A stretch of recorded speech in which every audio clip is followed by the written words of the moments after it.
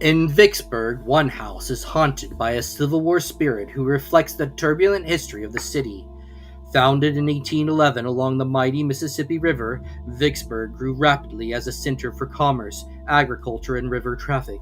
In 1831, with the completion of the Vicksburg-Clinton Railroad line, the city became the western link of the only east-west railroad between Memphis and New Orleans.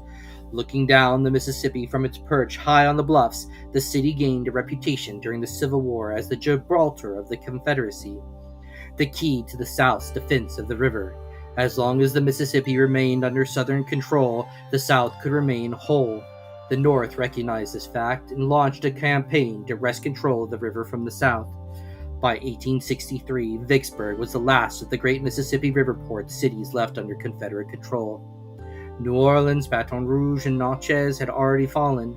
The Northern campaign for Vicksburg began in earnest in the spring. The Union General Ulysses S. Grant attacked the fortress city, but was repelled. He realized that it could not be taken directly. Instead, he would suffocate the city. He established a line of works around Vicksburg, successfully severing the city from supplies and outside communications.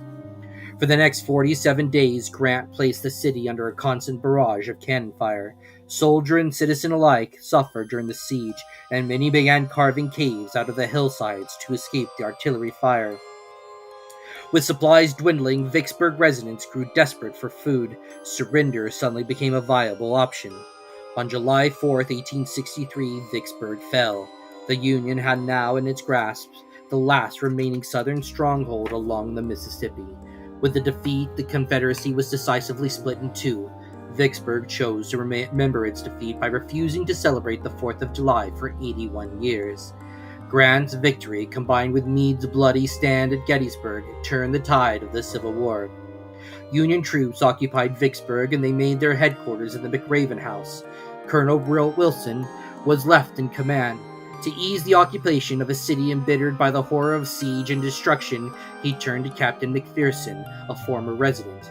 Nightly, McPherson would make rounds around town, listening to the complaints of the people and the roughly 30,000 paroled Confederate soldiers. One fateful evening, McPherson failed to return from his tour. Ill will towards the Union in Vicksburg ran strong, and memories of death and suffering did not fade quickly. Wilson realized as much when, sitting in McRaven House, he looked up to see the bloodied and mutilated apparitions of his missing captain, soaking wet. He told his commanders that he had been murdered by Confederate sympathizers and thrown into the river.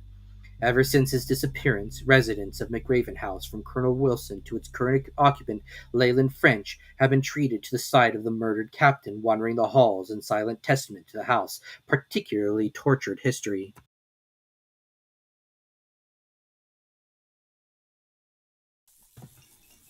Ill will towards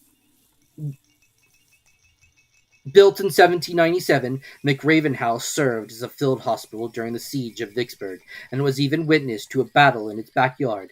It's not surprising that a multitude of lost spirits continued to wander the grounds, giving McRaven House its reputation as the most haunted home in the Mississippi.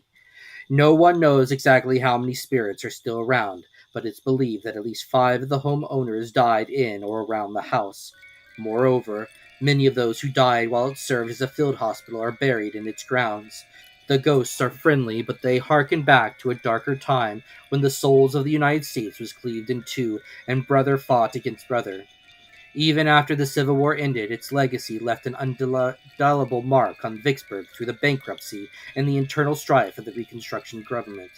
Today, Vicksburg is a community of 30,000 whose role in the war is memorialized by both a national park and the ghosts of McRaven House.